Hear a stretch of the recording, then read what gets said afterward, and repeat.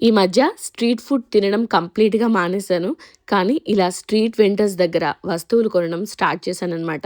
వెరైటీగా ఉంటున్నాయి. అలాగే బావుంటున్నాయి. కొంచెం రేట్ తక్కువ బయట మాల్స్‌లో కంటే లేదా షాపింగ్ మాల్స్‌లో కంటే కూడా.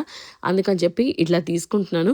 మనం ఉపయోగించిన రోజులు ఉపయోగించి తర్వాత పక్కన పెట్టేయొచ్చు లేదా ఎవరికైనా ఇచ్చేయొచ్చు అనే ఉద్దేశ్యంతో బయట కూర్చున్నప్పుడు కొంచెం చల్లగాలి కోసం ఇలా చిన్న మంచంలాగా కనిపిస్తుంది అని చెప్పి తీసుకున్నామండి. ఇంకా చాలా రకాల వస్తువులు కూడా ఉన్నాయి.